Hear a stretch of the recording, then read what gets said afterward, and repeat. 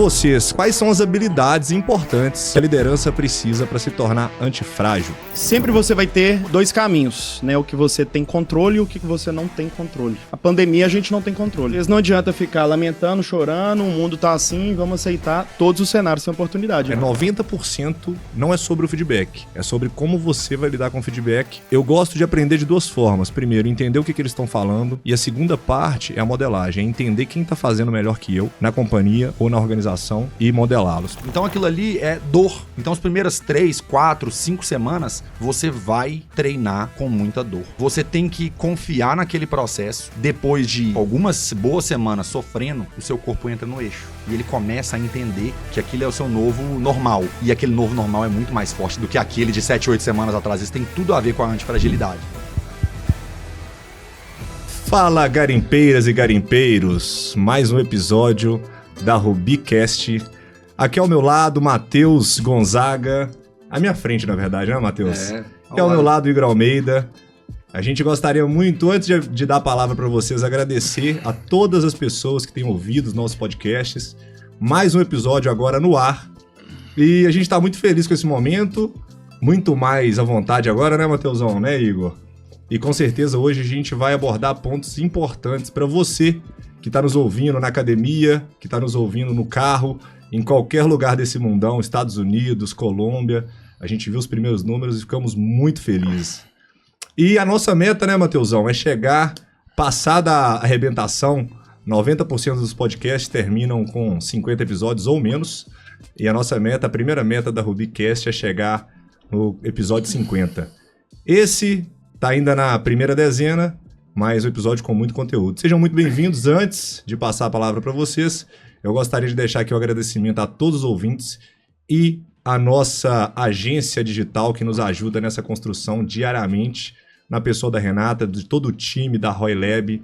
Muito obrigado por fazer esse conteúdo incrível. Então, agora, Matheusão, quero passar a palavra para você e para o Igor e depois eu venho com o assunto do podcast de hoje. Sejam bem-vindos. Boa tarde, pessoal. Prazer estar aqui novamente com vocês. Para batermos essa meta de 50 podcasts, precisamos muito de vocês, né, das sugestões, feedbacks. Gostaram? Lembrem de curtir o nosso canal no Spotify, compartilhar com amigos, né, adicionar comentários, isso é muito importante para a gente, né, para a gente ter esse retorno.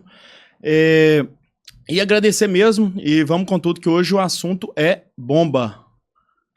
Bora que eu tô curioso, então. Estender o agradecimento e vamos começar. E deixem os comentários, que isso faz toda a diferença pra gente, né? Bora garimpar o ouro desse país, que tem muita coisa boa.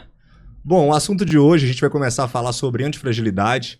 É um conceito do escritor Nassim Taleb, um conceito recente que fala um pouco sobre como lidar no caos, né? Então, acontecimentos sem precedentes, como uma Primeira Guerra Mundial, Segunda Guerra Mundial, enfim, até a pandemia que nós vivemos há pouco tempo, como as empresas devem se comportar, como o gestor deve se comportar, como as lideranças se comportam. E aí eu trago o conceito para vocês de fragilidade e antifragilidade. No meio dessas duas dicotomias, existe a robustez.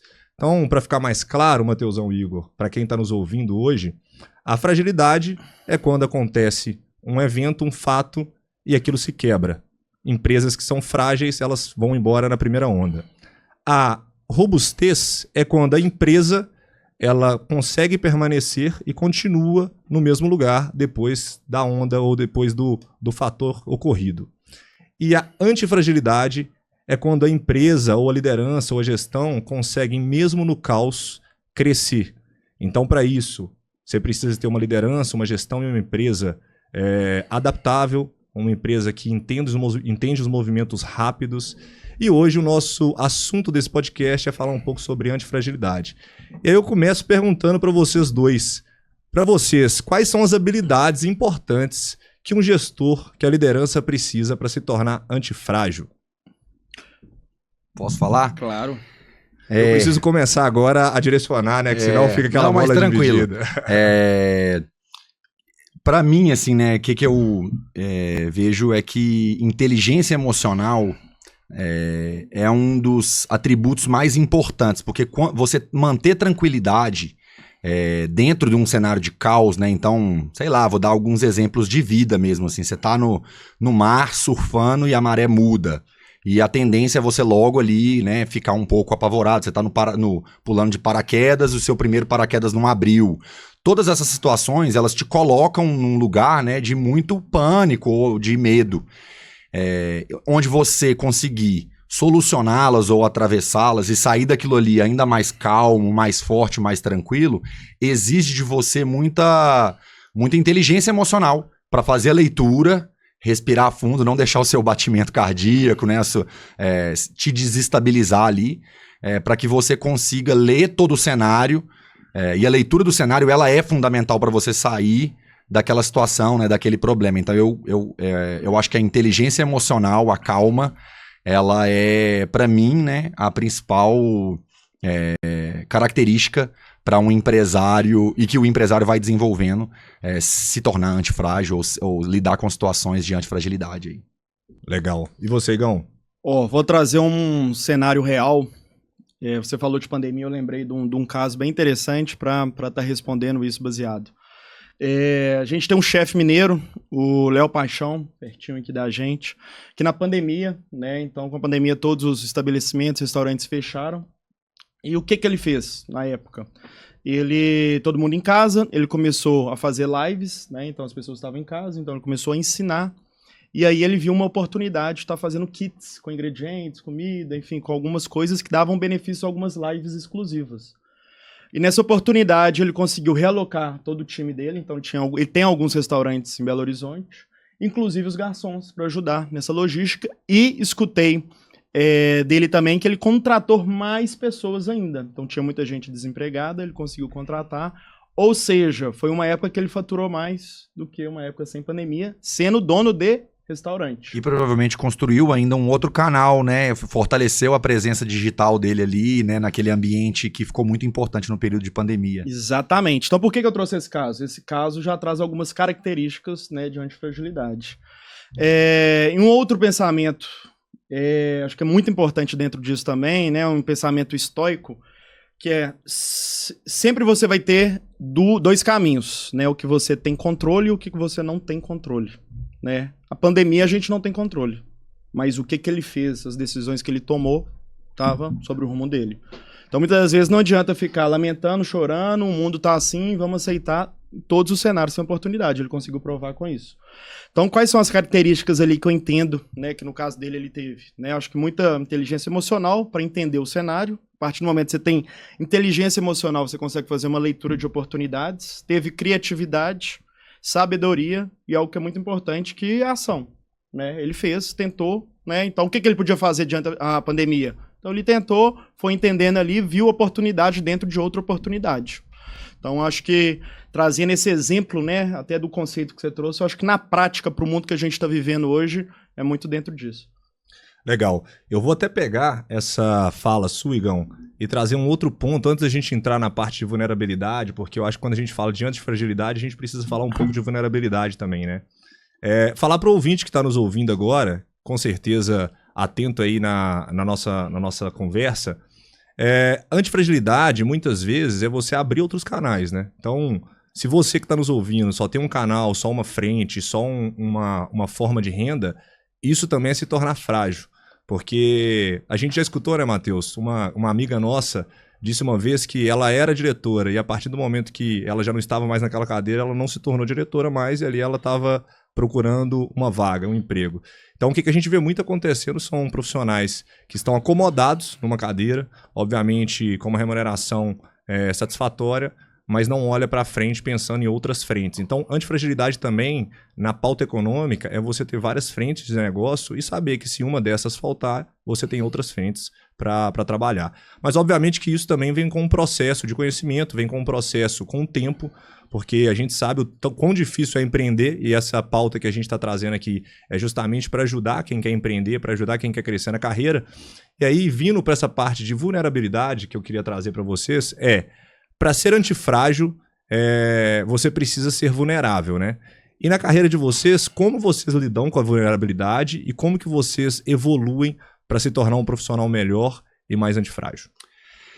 Eu tenho mantra, assim, né? Eu tenho bastante facilidade de mostrar mesmo fragilidade, meus defeitos, assim, porque eu acredito, vou fazer uma analogia com o futebol, eu acredito que se a pessoa sabe que eu chuto com a direita, então ele sabe que eu não sou eu não sou canhoto e eu não chuto com a esquerda. Então, alguém do time, em algum momento, vai ver que eu tenho dificuldade de chutar com a esquerda, e se ele puder colocar a bola na minha direita, é mais fácil.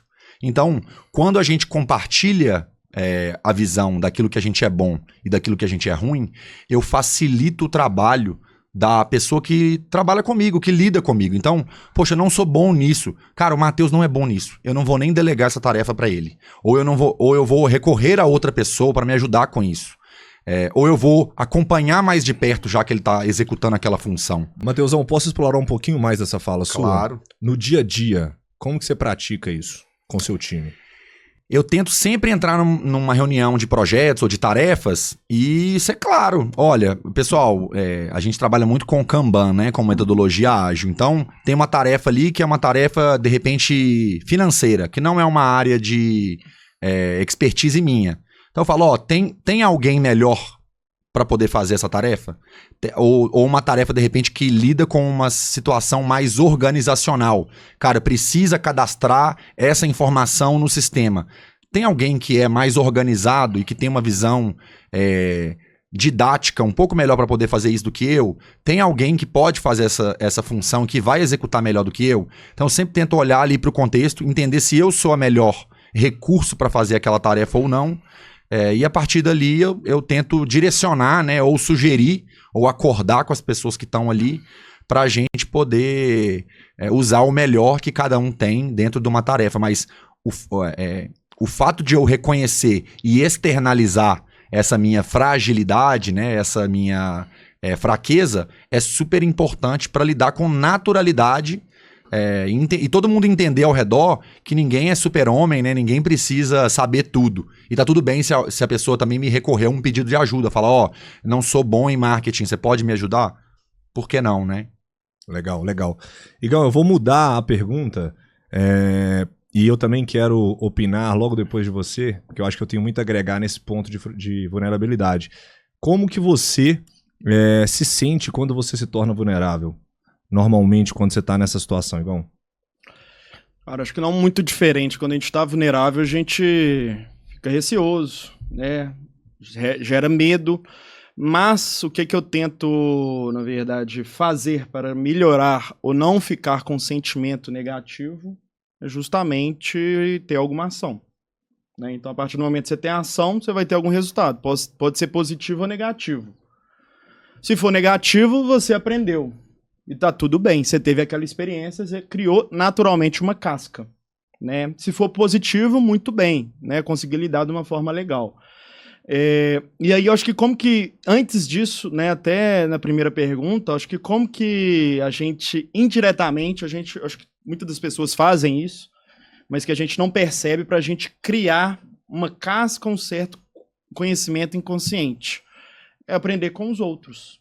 E como que eu consigo no dia a dia aprender com os outros? Da mesma forma que a gente vai para academia e malha, né, fica mais forte, gera músculo saudável, a gente tem que fazer isso com a mente.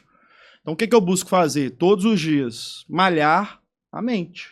Como que eu faço isso? Cara, escutando podcast, vendo YouTube. Eu tinha um hábito de leitura hoje, já não está tão frequente, mas eu gosto muito de podcast porque me dá uma liberdade, né, de estar no carro, na academia, escutando. Então acaba, eu escuto 2, 3 podcasts por dia. São 3 horas de conteúdo. Por semana, 21 horas. Então, pensa no ano. Né? Então, a partir do momento que eu entendi uma fraqueza, uma situação de um terceiro, o meu inconsciente já está trabalhando.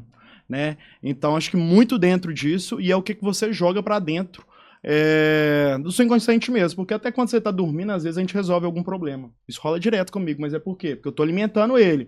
Eu acho que não estou absorvendo tudo, mas ele está. E ali ele vai me dando alguns insights. Então, a partir do momento que é igual alimento, a partir do momento que a gente consome coisas boas, né, a gente vai sair coisas boas também. Então, se eu consumir alimentos ruins, isso vai me atrapalhar. Então, acho que esse é o grande ponto para mim, né, do que me ajuda e vem me ajudar. Então, assim, podcast, algo gratuito, plataforma dá para todos. Então, acho que é o principal ponto, isso me ajuda bastante, tem ajudado. Legal, eu quero compartilhar com vocês como eu lido com isso. Na verdade, eu acho que eu mudei muito nos últimos 5, 10 anos, porque feedback para mim não era uma coisa fácil. Eu tinha dificuldade de escutar feedback. E o grande segredo para você que está ouvindo a gente aqui hoje, e que funcionou para mim, é se expor ao cenário. Então, a partir do momento que você se expõe ao cenário, você começa a se tornar antifrágil com aquilo ali. E o feedback, ele é 90%, não é sobre o feedback, é sobre como você vai lidar com o feedback, que é o ponto até que o Igor trouxe anteriormente, né? Então, eu vejo acontecendo hoje nas minhas companhias, nas nossas empresas, muita gente que escuta o feedback, mas não entende o feedback, porque ele não está preparado para aquilo. E muitas vezes fica remoendo aquele feedback ali, achando que a gente gostaria de ter falado outra coisa para ele. Então acaba criando situações inexistentes. E eu acho que quando você quer sair dessa redoma, você precisa se expor ao cenário e aprender com a modelagem. Então hoje, todas as vezes, e eu gosto muito de me expor ao feedback, uma coisa que antigamente era uma vulnerabilidade e um receio meu, hoje, na verdade, eu gosto de me expor. Inclusive, essa semana eu me expus a um feedback de gestores que trabalham diretamente comigo. E eu gosto de aprender de duas formas. Primeiro, entender o que eles estão falando na fala estrita mesmo, né? E a segunda parte é a modelagem, é entender quem está fazendo melhor que eu na companhia ou na organização e modelá-los. Porque eu acredito que nada a gente cria, ou poucas coisas nós criamos. Muitas coisas já são criadas e a gente pode aprender com quem já está fazendo. Então, e aí trazendo a conversa para um outro lado, né? A gente está falando sobre antifragilidade, sobre vulnerabilidade. E a gente fala um pouco, quando a gente está falando de feedback, a gente menciona muito o ego, né? Ele está intrínseco nesse ponto do feedback, porque é muito difícil para quem está numa liderança e nunca se expôs a um feedback, abrir a possibilidade de alguém criticar. E aqui, eu vou, antes de entrar no ego, eu vou relembrar para vocês dois, e quem não conhece essa história nossa, isso está dentro da cultura nossa da Ruby, e eu lembro muito do primeiro feedback que nós tivemos. Eu acho que aquilo ali foi um divisor de águas entre a gente e dentro da nossa companhia. Porque o nosso feedback foi muito claro e objetivo com o que cada um precisa melhorar. Isso se tornou uma forma de lidar dentro da nossa organização. Isso faz com que a comunicação seja mais direta, isso faz com que a comunicação melhore muito dentro dos processos e que a gente cesse ou diminua a vaidade tanto dos founders quanto das pessoas que trabalham com a gente.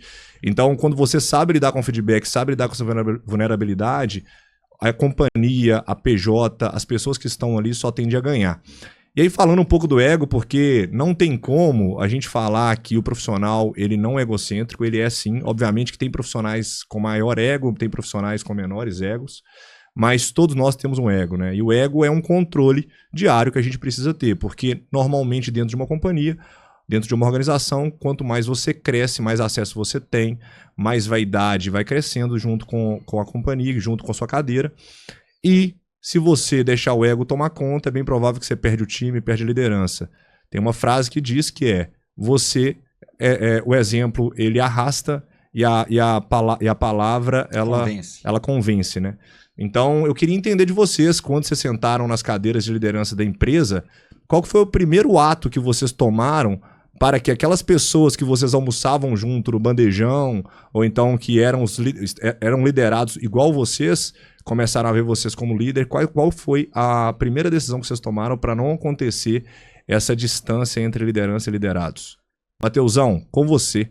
Eu tenho só um parênteses dessa história do feedback aí que é legal contar. A gente estava numa sala de reunião de vidro e aí tinha uma equipe trabalhando. Isso é muito bom. Na outra sala, né? O time da TAI.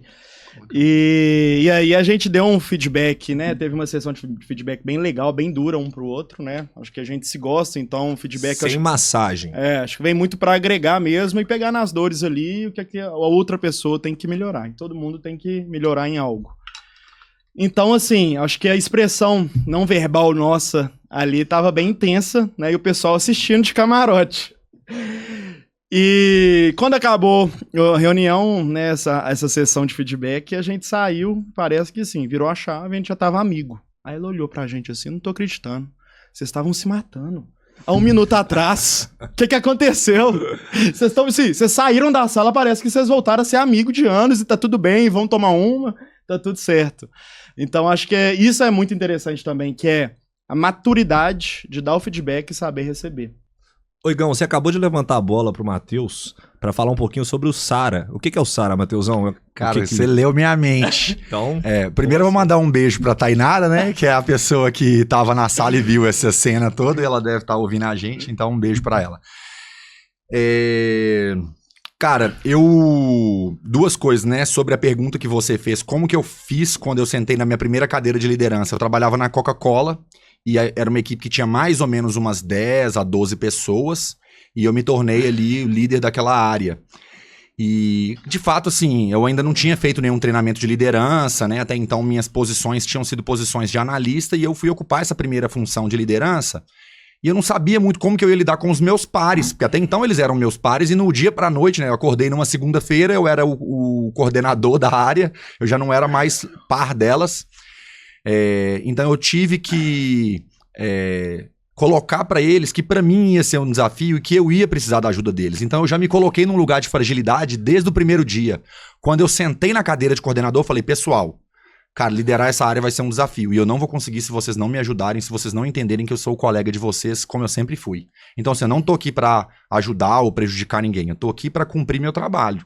E meu trabalho tem a ver com, né, conduzir todo mundo da área. A área é o melhor resultado. Então, acho que desde do primeiro minuto, ocupar esse espaço de ser vulnerável e que eu não ia conseguir sem eles, me ajudou muito. E respondendo sobre o Sara, eu costumo brincar, vaidade, né, ego, que foi o tema principal da pergunta, ele cega a gente muitas vezes, né? E eu acredito que... Eu não sei onde que eu aprendi esse Sara, que é o S-A-R-A, né? Eu não lembro onde foi que eu aprendi esse método, mas ele ficou na minha cabeça, eu nunca mais esqueci. Eu tenho muita facilidade de lembrar. Tá vendo que a gente aprende e o inconsciente não esquece? Até dormindo. E eu nunca mais esqueci, eu tenho facilidade de gravar as coisas através de siglas, né? Então esse Sara ficou na minha cabeça porque ele falava que todo mundo quando recebe um feedback passa por esse processo do Sara, que é o shock, de ficar chocado. Então, eu não. Aí tem o A de angry, a pessoa fica muito brava, vai tomar, papi, né? Tipo, fica brava com aquela situação. Aí tem o rejection, né? Reaction, tipo, de reagir e falar, mas ele vai ver comigo, e lá, e ficar bravo ali. E tem, geralmente, a aceitação e a ação, que é o acception action, né? Que é a última etapa. E eu brinco que todo mundo passa pelo Sara, só que tem gente que passa em milésimos de segundo, então Diego me deu um feedback muito duro, muito difícil para eu receber. Cara, vai doer. Vai doer em todo mundo. Qualquer pessoa que recebe um feedback, uma crítica, vai passar por isso. A diferença é quando você passa pelo processo do Sara, muito rápido. Tem gente que demora 10 anos pra passar e tem gente que demora 1 minuto pra passar. Porque em 2021, quando o Diego falou comigo lá no início da empresa e eu achei ruim, cara, tem 4 anos que isso aconteceu. Porque o cara fica preso no feedback. Perfeito. Porque eu tô remoendo isso até hoje, porque eu já não aceitei, porque eu já não busquei explorar aquilo, né, com outras pessoas e melhorar. Eu podia ter investido meu tempo, meus 3, 4 anos melhorando aquela situação, só construindo, né, uma característica que eu não tinha. E eu gastei ele do jeito negativo. Então eu prefiro pensar que é melhor reagir e aceitar e reagir rápido e evoluir do que simplesmente ficar ali. Então, no nosso caso, a gente passou da porta, concluiu o Sara. Segundos. Isso aí. E assim, eu vou até aproveitar para deixar 2 dicas para quem está nos ouvindo, que eu acho importante. Primeiro, para quem recebe o feedback, que é entender o Sara. Entender que tem o choque, depois você vai reagir, e depois é importante agir. Porque se você ficar no processo de 1 ano, 2 anos, 3 anos, é bem provável que a companhia não vai esperar essa evolução toda, porque você não entendeu, não teve a maturidade para isso. Mas também, Matheusão e Igor, eu acho que é importante a gente deixar uma técnica de feedback, né? Porque o feedback, ele é um feedback, ele não pode ser um feedback, né? Então, existe uma técnica para você dar o feedback para o seu liderado. Então, uma das técnicas que a gente tem de feedback é a técnica hambúrguer. Tem várias outras técnicas. Com o Google vocês podem encontrar muito mais. Mas mais importante que a técnica é você ter empatia e o tom para falar com a pessoa. Porque a pessoa que está recebendo feedback também, tá certo, no nosso caso, né, Igor, a gente já está num outro momento e a gente já tem essa maturidade, já tem essa intimidade, enfim, sabemos para onde a gente quer direcionar a empresa, mas dependendo do grau de maturidade do liderado, você pode também atrapalhar ao invés de ajudar. Então, o feedback, de forma básica, quem quiser procure um pouco mais sobre isso, enfim, no YouTube, no Google, em vários outros locais, e no nosso canal que a gente vai lançar em breve, né? Que é direto ao ponto, falando um pouquinho sobre técnicas. Mas o feedback, ele estruturado, ele passa pela primeira fase de você falar para o liderado as coisas boas que ele está fazendo, né? Segunda fase, falar para ele as coisas ruins que ele está fazendo. E a terceira fase, a importância da mudança dentro da organização e da companhia. Tá? Então você que nunca deu um feedback, está no momento de liderança, não sabe como lidar com essas situações, lembre-se, existem técnicas para isso. E um outro ponto... Posso adicionar uma batata frita nesse hambúrguer? Claro, manda bala. Mas sei se você já ia falar. Eu acho que é muito importante dentro do feedback também, que é escutar. Perfeito. Né? Então acho que tem que ser sempre, vamos dizer assim, 360 para deixar claro os pontos ali, né, para o time, para o colaborador, mas entender também o cenário do que está acontecendo. Perfeito. Bom, você tirou as palavras da minha boca. Então desculpa. É isso, imagina. Eu gosto eu lembro de uma metodologia, até de RH, o pessoal da RH gostava muito, né, eu nem sei se hoje está tão comum, acho que tem outros formatos também, do teste do DISC. Que o teste do DISC, né, que é o DISC, que é Drive, né, influência, estabilidade e conformidade. Isso. Na Coca-Cola, eles faziam esse teste e ele tinha 3 resultados. Então, ele tinha uma autoimagem, que era como eu me vejo, tinha como eu realmente sou, então aquele era meu teste real, o resultado de como é a realidade, e tinha o teste de como eu sou sob pressão. Porque às vezes, quando a gente está sob pressão, e aí voltando no tema da antifragilidade importante, a gente acaba enfatizando algumas características nossas e perdendo outras. Então eu vou dar o meu exemplo. Esse teste meu, eu tenho o drive e a influência muito alto, D e o I. Os meus DI são altos e minha estabilidade e conformidade são baixas. Eu já falei aqui em outros episódios de podcast que eu não gostava de seguir regras, né? Isso quer dizer... Não gostava? Não gosto de seguir regras. Então, assim, conformidade baixa, estabilidade baixa. Então, eu sou um cara que gosta de mudar, de praticar mudanças. Sob pressão, quando eu estou em situações de pressão... meu drive e minha influência aumentam muito e minha estabilidade e minha conformidade abaixam ainda mais. Então, quer dizer, no momento de dificuldade, eu tendo a seguir menos regras ainda. Eu tendo a ter... não me importar tanto com os processos. Cara, só resolve. Mas a empresa tem um processo, você tem que abrir uma requisição de compra. Cara, compra, depois eu resolvo. Eu preciso comprar esse lápis. Então, eu não tô nem aí, agora eu só preciso comprar o lápis. Mas se você não colocar a requisição de compra, o meu supervisor vai chamar a sua atenção. Cara, isso pra mim era o que me matava, assim, dentro do mundo corporativo. Então, dava pra perceber que quando eu precisava resolver alguma coisa, eu buscava sempre aquilo com um direcionamento de problema. Então, você me dá um desafio, você me dá uma meta e me pressionar, é a maneira mais rápida que eu vou ter de resolver aquilo. Não necessariamente a mais eficiente ou a com menos custos, mas eu vou resolver. Acho que tem um ponto interessante que a gente comentou, né, no nosso caso, mas acho que vejo pouco, né, sócios e as empresas fazendo, que é justamente, tem essa cultura muito, né, na maior parte das empresas, fazendo feedback com colaboradores, mas eu acho que é muito importante para toda sugestão esse feedback entre sócios, né? Então, nem sempre é uma cultura, então isso é uma cultura nossa que é muito positivo.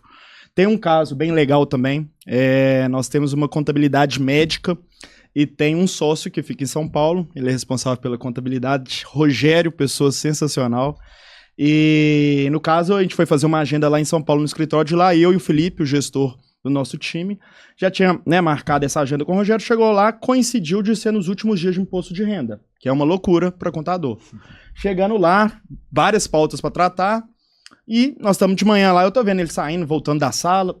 Aí eu falei, Rogério, o que tá acontecendo? Ele falou, não, imposto de renda é daqui 2 dias. Eu falei, muito bom. Só que a gente marcou essa agenda, já tem 2 semanas, a gente saiu de Belo Horizonte, a gente veio pra cá pra cumprir essa pauta, e a gente tem que cumprir. Agora, você já tá sabendo que o imposto de renda ia vencer daqui 2 dias. Você aceitou, né, a gente fazer essa agenda. E aí, maturidade, né? O que a gente tá fazendo do Sara, na hora ele entendeu, teve a maturidade, falou, pô, verdade, faz sentido. O que aconteceu? A gente cumpriu a agenda do dia, ficamos até 8 da noite, eu e o Filipão fomos embora. Volta no outro dia, aí a gente entra, tem, né, na entrada um porteiro, falou, beleza. Aí subimos, encontramos a menina da limpeza, ela falou, nossa, tomei um susto, achei que o Rogério tinha morrido. Eu, por quê? Uai, eu cheguei, 7h30 da manhã, liguei a luz, estava o Rogério dormindo na cadeira.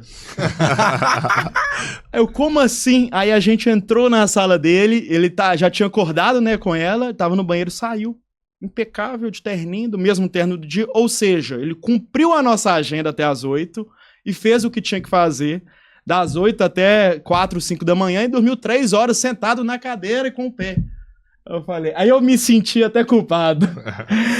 Mas eu acho que é um pouco sobre isso, né? Então ele absorveu o feedback, né? Entendeu a responsabilidade que tinha conosco e a responsabilidade que ele tinha quanto às entregas. Não é pra dormir no escritório. Passou rápido pelo Sara. Só depois das 2 da manhã pode, né? Então acho que assim, sensacional e mostra um pouquinho também dessa maturidade de cultura, né? Então acho que isso, a partir do momento que a gente tem essa comunicação clara, transparente e direta, a gente consegue no dia a dia ter essas práticas, né? Ô Igão, nós podemos dizer que o Rogério entendeu aquela frase que criança faz o que quer, adultos fazem o que precisa ser feito. Passou né? rapidíssimo pelo Sara. Parabéns. E eu vou contribuir também com uma história bem interessante, porque eu acho que o feedback ele fala muito sobre a comunicação.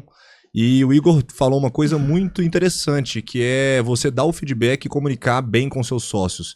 O que eu mais vejo hoje, ô Igão e Matheus, são sócios ou gestores que têm medo de falar entre si, que não falam a verdade um para os outros. E aí você acaba criando uma cultura que ela tem um efeito cascata para toda a base, né? Então, quando você não fala a verdade para o seu sócio, quando você não quer ter conversas difíceis com o seu sócio, obviamente que você não vai ter conversa difícil com as suas lideranças, que não vão ter conversa difícil com todo o time. E aí a empresa vira uma torre de Babel. E tem uma história legal, porque quando eu comecei, eu era escolhido para ser sócio. Hoje eu tenho a honra de escolher os sócios que estão comigo. Inclusive, um prazer estar com vocês aqui. Mas a história é de um sócio amigo, um dos meus melhores amigos, tem 25 anos de amizade. E um dia ele me perguntou se tinha uma oportunidade de entrar no negócio comigo. E eu falei, cara, eu te amo muito para perder sua amizade. Você é um cara sensacional na minha vida e tem um valor muito maior e mais importante do que qualquer dinheiro que a gente vai ganhar junto. Mas se você quer, vai ser um prazer essa jornada. É muito sobre o que a gente fala da jornada. E no dia que a gente sentou, eu mostrei todos os números do negócio para ele. E eu falei o seguinte, você vai ser o sócio gestor. Isso tem um problema. Se der errado, eu preciso te comprar. E se eu for te comprar, eu vou te comprar em 15 vezes, 20 vezes, dessa forma, porque eu vou precisar salvar o negócio. E aquilo ali foi o divisor de águas do nosso negócio. Graças a Deus o negócio deu certo, a gente continua sócio. E toda vez que eu vou para o Rio de Janeiro, parece que eu estou de férias, a mesma coisa quando eu venho para Belo Horizonte. Mas se a gente não tivesse tido aquela conversa, a gente poderia ter conduzido o negócio, se houvesse essa situação, para um outro lugar. E não seria o melhor lugar. Então, antes de se tornar sócios, antes de se tornar líder, antes de se tornar gestor, você precisa ter a certeza que você está preparado para sentar naquela cadeira. Que realmente você vai ter conversas difíceis. Porque se você não tiver conversas difíceis, você só está jogando a sujeira para debaixo do tapete. Né? E aí... Diegão, tem um ponto importante que você falou que eu queria te perguntar. Que eu acho que pode ser dúvida e pode ajudar várias pessoas. Como que é escolher os benefícios e os malefícios de ter sócios amigos? Como que é a sua experiência, né? O que é que você deixa de conselho para as pessoas? Que a gente vê muita sociedade iniciando com amigos, né? E muitas das vezes não dando certo e até atrapalhando a amizade também. Então, o que que você avalia? Como que funciona isso? Cara, sua pergunta é super pertinente ao que a gente está falando. E cai como uma luva, porque isso só depende de como você vai conduzir. Amigo pode ser o melhor sócio e pode ser o pior sócio. Depende de quem que você vai escolher para ser seu sócio. Tem amigos que são só amigos. Tem amigos que podem ser sócios. Se você tiver uma decisão emotiva de se tornar sócio pela amizade, é bem provável que seu negócio está fadado ao fracasso. Agora, se você entender no seu amigo os valores necessários que o negócio precisa, aí está fadado ao sucesso. Então, antes de você fazer o convite ou construir uma sociedade com um amigo, você tem que avaliar sem colocar amizade naquele ponto. Então é avaliar as habilidades, a hard skills que essa pessoa tem, as soft skills que ela tem, se ela é uma pessoa que tem cadência, se ela é uma pessoa que tem disciplina, porque a gente sabe que essa jornada, como o Matheus falou num podcast, é uma maratona de 42 quilômetros. E eu vou até mais, Matheus, não são 42 quilômetros. São ultramaratona. 420 quilômetros, e quando você termina os 420, você vai ter mais 420 para rodar. Aí tem que ser antifrágil, Então né? tem que ser antifrágil. E aí, se você escolhe o sócio errado, o sócio que não consegue ter feedback, o cara que tem muito ego, cara, acabou. Porque a gente sabe disso hoje, e graças a Deus, né, a gente dá muito certo, mas quando você escolhe uma sociedade com amizade, você abre uma outra frente de negócio. Você acabou de abrir ali uma caixinha, que é a caixinha empresarial da amizade. E pode ser muito positivo, mas pode ser muito negativo. Agora, essa escolha, Igão, ela é, de fato, uma culpa ou um grande bônus que você tem de acordo com as decisões que você toma. Então, eu entendi isso e nas minhas escolhas de sócio, teve vários amigos que já me chamaram para o negócio, mas não dava para montar porque não estava dentro da minha cultura. Não é que tá certo nem errado, mas dentro do que eu acredito e dentro do que eu tenho como propósito. Eu lembro de uma história, acho que é legal contar essa história aqui, porque talvez o pessoal não saiba, do início da própria Rubi, né? Quando eu e o Diego a gente começou a conversar, eu ainda estava trabalhando no mundo corporativo, trabalhava na Nestlé, teve um dia que a gente já avançando, né, sobre, e aí, vamos fazer, não vamos fazer o quê, né? A gente sentou num Starbucks ali da JK, ali em São Paulo. E... Isso foi antes de você ir pra Rússia e beber todas as vodkas de lá ou depois? Com certeza eles meiaram um frappuccino. Sem chantilly, né?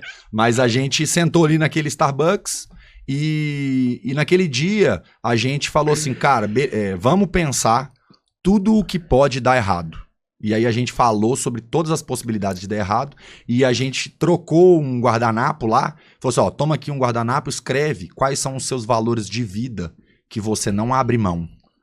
E aí a gente escreveu num papel e eu entreguei meu papel para ele, ele entregou o papel para mim e a gente abriu o papel e viu que a gente tinha valores de vida muito parecidos. E dali surgiram, né, os valores da Rubi e principalmente, né, depois a chegada do Igor, que era uma pessoa que a gente teve a leitura que tinha os mesmos valores que a gente. Não, mas foi eu tive que Deus, fazer. eu convencer esse cara a vir pra Rubi foi difícil. Eu tive que fazer esse exercício também, mas foi no Excel, né? Você me mandou um Excel. Aí eu mandei um Excel, aí depois o guardanapo eu transformei ele num Excel, porque a gente precisa evoluir. Aí ele vibrou, o Diego bateu 73% dos valores, vai dar certo. Eu falei, dos 10, o Igor acertou 8. Graças a Deus, vai vir. Acertei não, só escrever. Deu match. Isso. E aí, naquele mesmo dia, eu e o Diego, a gente teve uma primeira conversa que era assim, quais são 10 things I hate in you, né? Tipo, 10 coisas que eu odeio em você.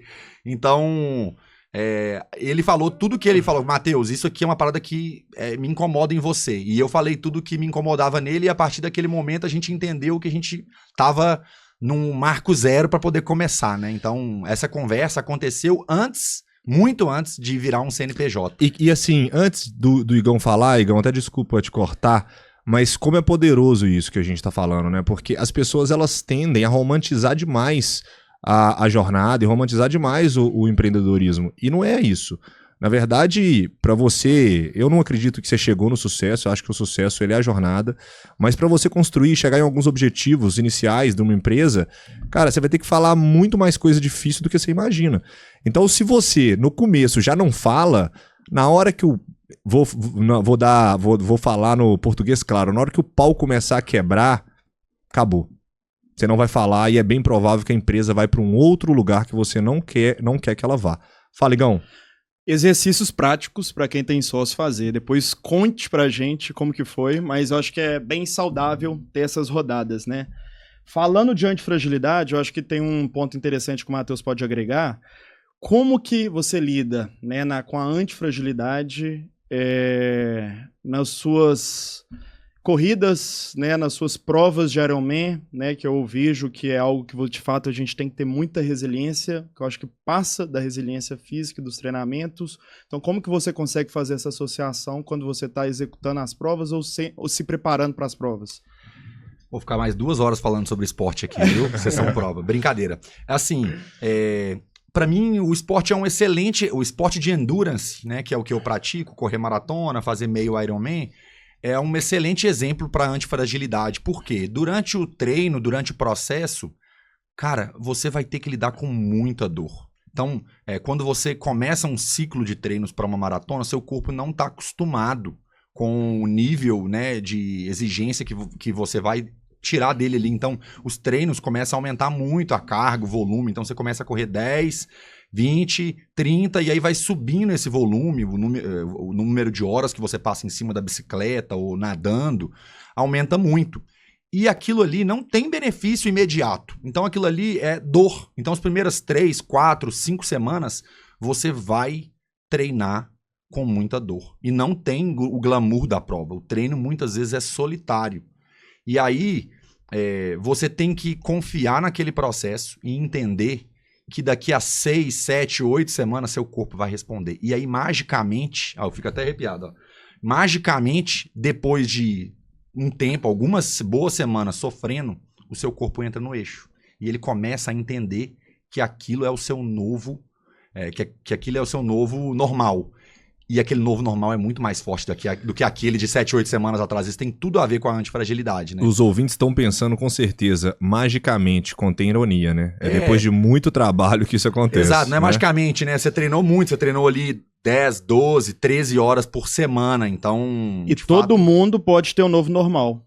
Só Que depende. seja no trabalho, no dia a dia, alimentação, esporte. Mas depende de quê? Disciplina e cadência. Perfeito, é isso mesmo. Galera, eu queria trazer um último ponto aí pra gente conversar. Nosso episódio tem que ser de 1 hora, galera. Bom, vamos lá. Eu queria trazer um último ponto de uma teoria de autoria minha. É a teoria do rei. Então, na época monarca, né, os reis tomavam conta do reino e normalmente eles ficavam muito distante do povo. Então, quanto mais o rei estava distante, mais o povo reivindicava e até acontecer as revoluções, como aconteceu, por exemplo, a Revolução Francesa. E isso, fazendo um paralelo com a antifragilidade e também com o mundo corporativo, a gente vê que quanto mais um líder, quanto mais um founder, quanto mais um gestor está distante do seu time, mais aquele time, mais falta de conhecimento do time ele tem. E começa a tomar as decisões erradas, com uma percepção distorcida da realidade. Isso acontece muito nas companhias, nas empresas, enfim, a gente falou sobre o ego, a gente falou sobre várias coisas que são intrínsecas a isso. E a minha pergunta para vocês é como se tornar um gestor antifrágil com time a partir do momento que você lidera um time? Quem vai começar? Mateusão? Pode falar. Igor? Na verdade, eu vou até dar mais uma introdução aqui, que a antifragilidade que eu entendo nesse momento é a gente cercar que todas as possibilidades para que o resultado aconteça sem também ter um estresse, enfim, do time. Mas como vocês lidam com isso no dia a dia para trazer essa antifragilidade, garantir o resultado, performance do time e satisfação? Eu acho que a antifragilidade é algo que pode estar e deve estar dentro da cultura da empresa, né? Então não vai ser um valor ali antifrágil, mas dentro dos valores ali, eu acho que tem que estar dentro. E a partir do momento que está dentro da cultura e as pessoas que estão ali na empresa estão, né, dentro dessa cultura, acho que naturalmente elas passam a ser antifrágeis, né? Então acho que existem vários modelos. Recentemente, né? Acho que eu gosto de dar casos práticos, porque pra gente não ficar só na teoria. A gente teve um feriado municipal, então uma das bases nossas fica em Belo Horizonte, que 80% do time trabalhou, nem questionou, falou, cara, feriado não faz sentido, a gente tem várias entregas, a gente tem que trabalhar, e tá tudo bem, tipo assim, a gente não vai pedir pra ter um dia a mais depois. Deixa eu explorar, você conduziu isso de que forma? Isso não foi conduzido.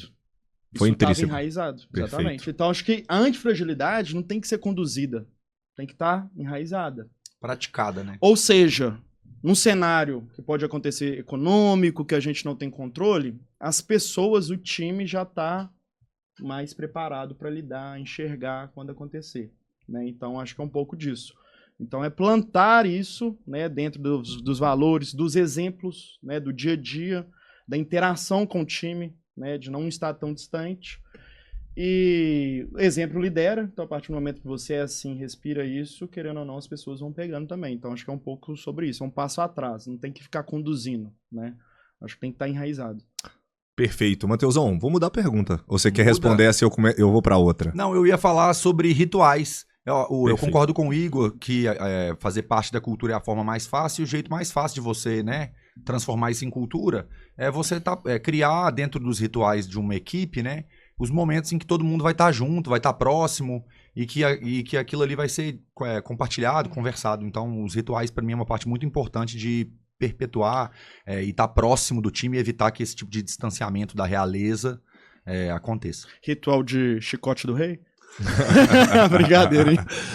Bom, legal. Eu acredito nisso também e a gente pratica isso todos os dias dentro da empresa, mas eu queria trazer uma pimentinha nessa conversa nossa, né? Você nem gosta. Já que você gosta de casos práticos também, né, Igão? É legal quando você tem isso na cultura da empresa, enfim, isso facilita a liderança do gestor, mas a gente sabe que no dia a dia, muitas vezes, não está escrito no código da empresa, não tem isso, você tem um time desorganizado, um time que precisa ali de uma liderança, e aí você caiu na cadeira de gestor, né? Conteirania também cair, porque normalmente quando você está na cadeira de gestor é porque você tem competência para aquilo e habilidades necessárias. Entretanto, muitas vezes a gente também não sabe de todas aquelas habilidades, né? Então, eu queria entender como vocês também veem isso, porque tem empresas que elas precisam de choque de gestão, mas ao mesmo tempo, se você der um choque de gestão muito forte, você perde o time e o time para de performar. Ou você tem muitas vezes um time que não está performando e se você for muito soft, você vai ter um time nem trabalha, nem estuda, nem faz nada, né? Então, eu queria entender como vocês conduzem isso dentro, vocês já passaram por isso na cadeira e como vocês conduzem isso. E depois eu também quero deixar minha opinião forte sobre essa questão. Proximidade, num cenário, né, em que você precisa... isso é algo até que a gente já conversa bastante. Uma característica de um bom gestor, né, é ele conseguir fazer uma excelente leitura de ambiente, de cenário, e ter a capacidade de, se necessário, mudar aquele ambiente. Então, eu gosto de dar o exemplo do Cruzeiro, né? Que no Cruzeiro, quando eu cheguei lá, cara, cenário de guerra, né? O clube tinha sido assaltado e tinha muitos problemas, uma equipe muito machucada. Ao mesmo tempo, a equipe que estava lá tinha presenciado e vivido muita coisa e era importante separar o joio do trigo, porque tinha uma parte da empresa que estava segurando a empresa, e tinha uma outra parte que estava ali e ainda eram os últimos sanguessugas do que estava acontecendo.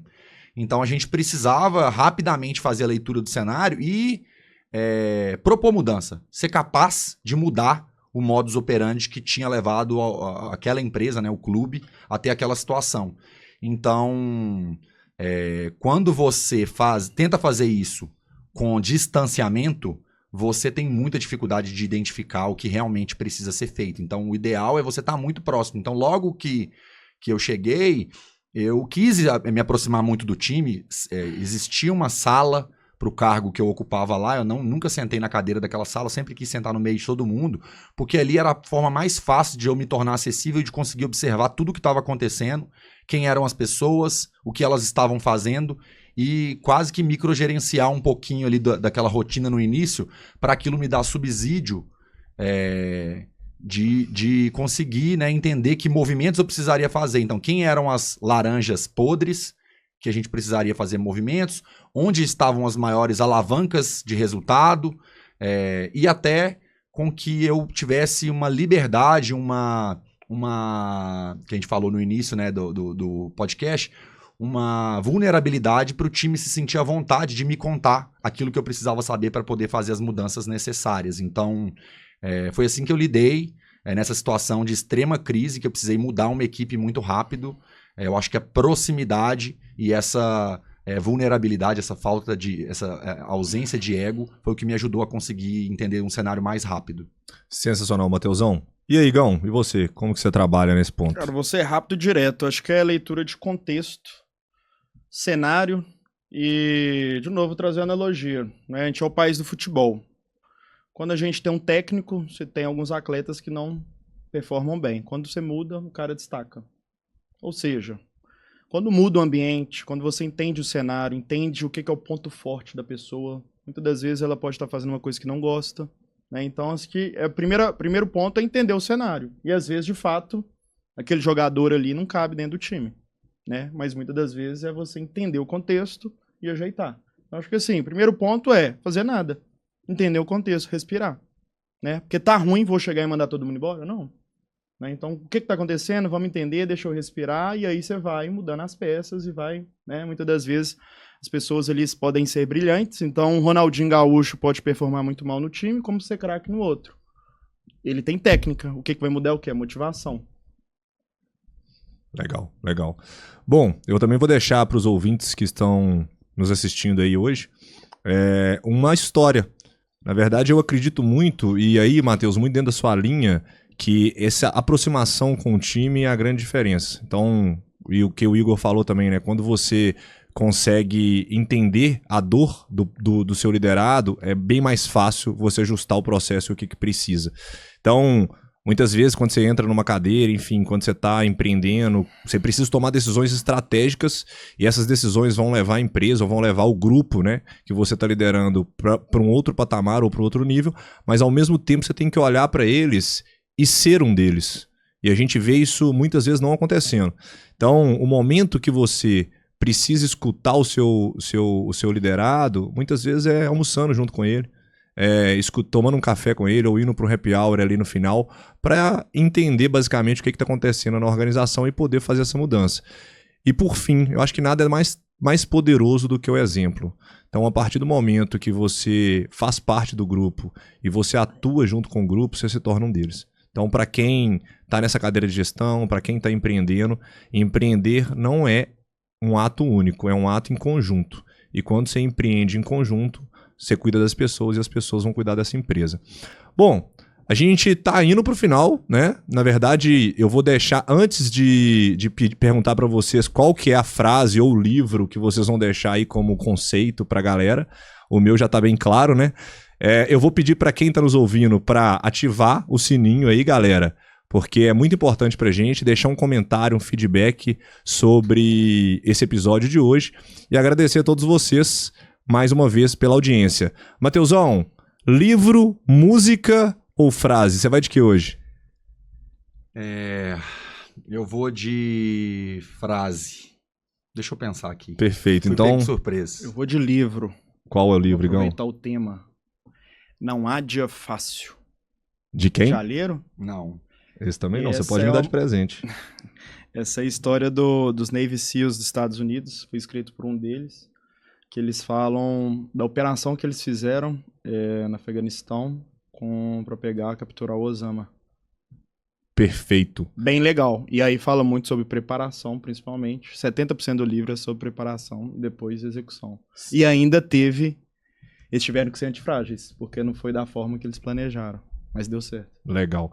Ô, Igão, você sabe meu endereço? Me manda lá pela Amazon, tá? Amazon, patrocina a gente aí que tá foda, Manda viu? pra nós. Eu vou deixar o meu também, vou deixar 2. Vamos fazer o seguinte. O primeiro que comentar nesse podcast, no Instagram e no Spotify, que tem como comentar e tem que dar um like, tem que fazer 5 estrelas, processo completo, a gente vai mandar esse livro. Não, vamos melhorar isso aí. Quem comentar, a gente vai sortear um livro.